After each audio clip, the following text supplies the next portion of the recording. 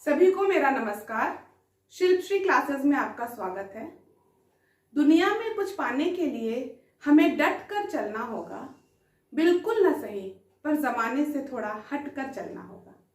इन्हीं विचारों के साथ आइए आज की कक्षा प्रारंभ करते हैं। कल की कक्षा में हमने उपसर्ग एवं प्रत्यय पर चर्चा की थी एवं उपसर्ग के भेदों प्रभेदों के विषय में जाना था। आज हम प्रत्ययों पर चर्चा करते हैं। एक बार फिर से जान लेते हैं प्रत्यय क्या है। प्रत्यय वे शब्दांश हैं जो मूल शब्द के अंत में लगकर उनके अर्थ में परिवर्तन ला देते हैं। प्रत्यय मूल शब्द के अंत में लगते हैं। ठीक है, ये दो शब्दों से मिलकर बने हैं। कल मैंने इस पर चर्चा की थी। प्रति, धन, अय, जिसमें प्रति का अर्थ है साथ में, किंतु बाद में,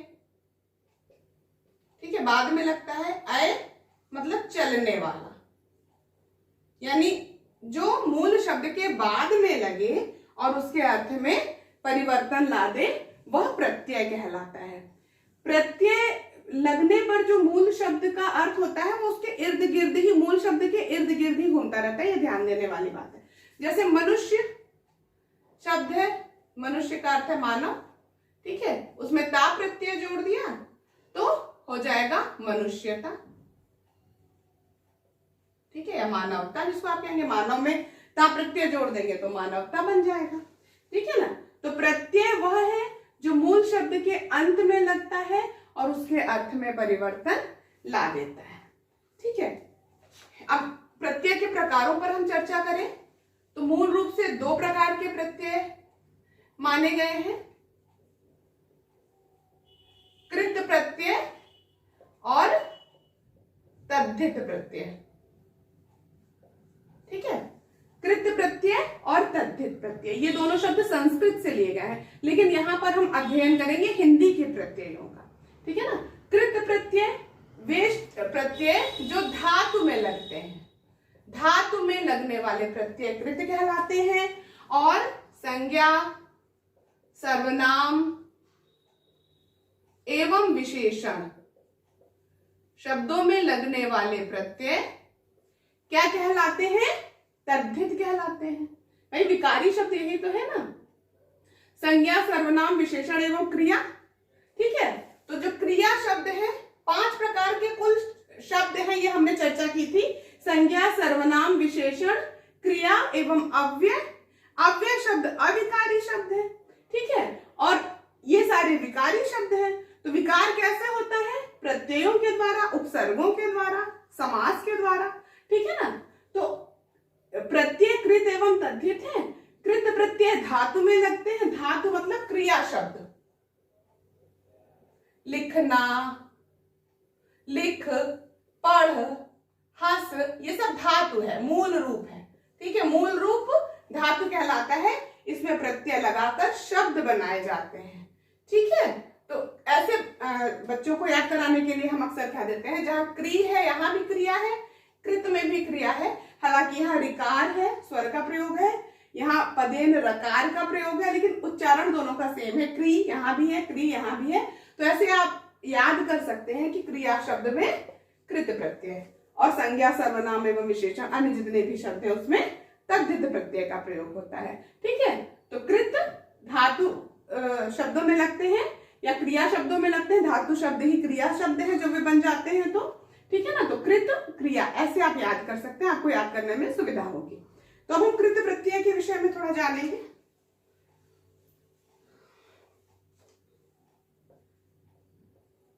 वे प्रत्यय जो धातु में जोड़े जाते हैं, ये इसका अध्ययन हमने कर लिया, ठीक है।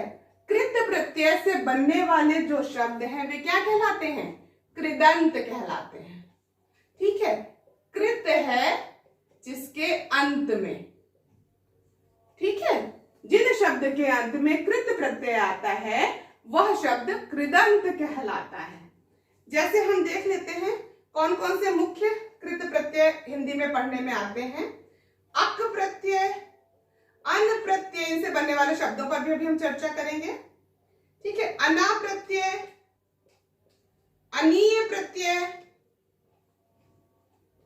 आ प्रत्यय, आई प्रत्यय, आन प्रत्यय, इ प्रत्यय, इया प्रत्यय एवं इत प्रत्यय। इसके अलावा और भी मिल जाएंगे, इतने को हम देख लेते हैं।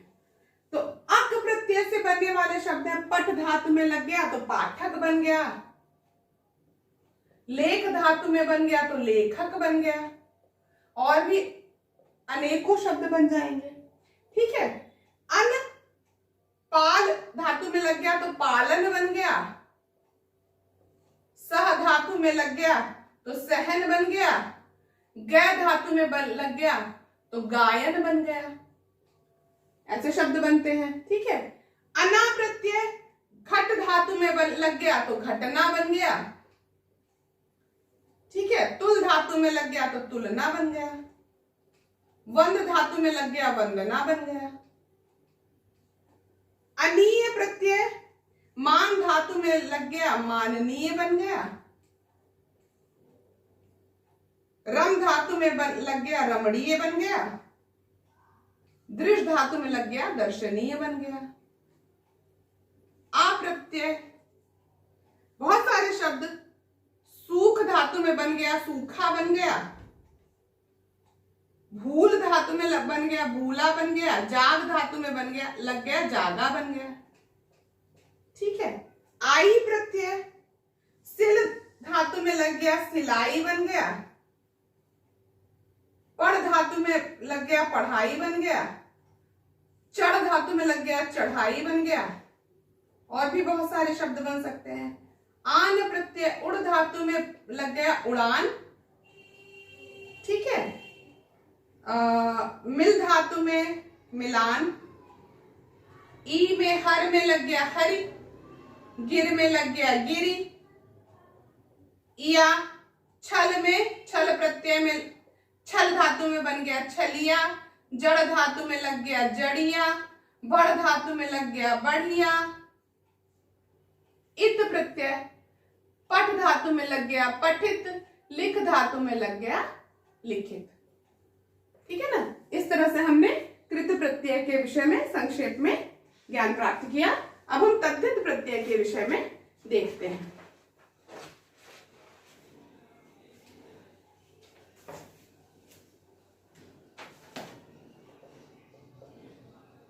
जो प्रत्यय संज्ञा, सर्वनाम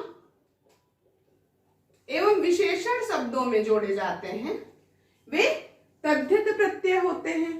ठीक है, विशेषण शब्दों में जोड़े जाते हैं वे तद्धित प्रत्यय कहलाते हैं। और तद्धित से जो बनने वाले शब्द हैं वे क्या कहलाते हैं? तद्धितांत। जैसे तद्धित से जिसका अंत हो रहा है वे तद्धितांत शब्द कहलाएंगे। ठीक है ना। अब इनमें जो प्रमुख प्रत्यय हैं उनको हम देख लेते हैं तद्धित प्रत्यय में। जैसे आइन, आनी, आयत, आर, आहट, ई, और भी बहुत सारे हैं, इस पर हम चर्चा करते हैं। जैसे पंडित में जोड़ दिया आइन प्रत्यय, क्या बना? पंडिताइन। ठाकुर में जोड़ दिया ठकुराइन। आनी प्रत्यय सेठ में जोड़ दिया सेठानी। नौकर में जोड़ दिया नौकरानी। ठीक है। आयत बहु शब्द के साथ जोड़ दिया बहुतायत।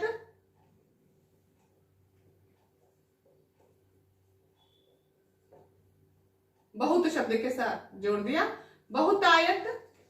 पंच शब्द के साथ जोड़ दिया पंचायत।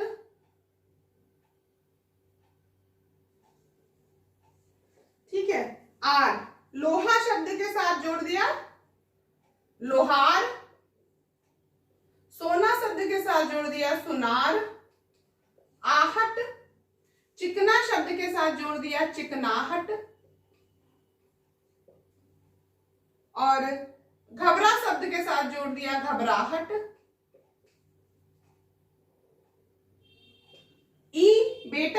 के साथ जोड़ दिया बेटी, सुंदर शब्द के साथ जोड़ दिया सुंदरी, ठीक है।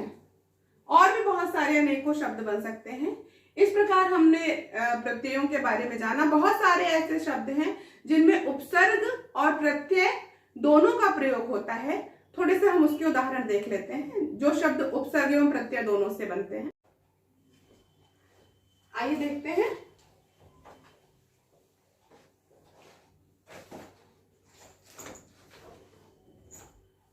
जैसे शब्द है अनियमित, अनियमित, इसमें मूल शब्द है नियम, ठीक है। अ उपसर्ग है और इत प्रत्यय है, यानी इसमें उपसर्ग का भी प्रयोग हुआ है और प्रत्यय का भी प्रयोग हुआ है। इसके अलावा है स्वतंत्रता, स्वतंत्रता, तंत्र मूल शब्द है, ठीक है। स्व उपसर्ग है और ता प्रत्यय है, ठीक। इसके अलावा सु उपसर्ग हम इसको मानेंगे, फिर इस पर चेंज होकर ये स्व में परिवर्तित होता है, ठीक है। फिर अगला शब्द देखते हैं विभिन्नता। यहां पे वि उपसर्ग है, भिन्न मूल शब्द है और ता प्रत्यय है, ठीक है। एक शब्द आप अंग्रेजी का भी देख सकते हैं, अनहेल्पफुल, अनहेल्पफुल। यहां पे अन उपसर्ग है, फुल प्रत्यय है और हेल्प मूल शब्द है। एक शब्द और हम देख लेते हैं हिंदी का, प्रोत्साहित। बहुत सारा इस तरह आप प्रयोग में लाते हैं, लेकिन आप लोगों को पता ही नहीं चलता कि इसमें उपसर्ग भी लगा है और प्रत्यय भी लगा है। प्र उपसर्ग है, इत प्रत्यय है, ठीक है। इस प्रकार हमने जाना कि उपसर्ग एवं प्रत्यय दोनों के प्रयोग से भी शब्द निर्माण होता है, केवल उपसर्ग के प्रयोग से भी शब्द निर्माण होता है और केवल प्रत्यय के प्रयोग से भी शब्द निर्माण होता है। इस तरह उपसर्ग एवं प्रत्यय की कक्षा पूर्ण होती है। आपका बहुत बहुत धन्यवाद। अगली कक्षा में हम फिर नए विषय के साथ मिलेंगे। आपका दिन शुभ हो।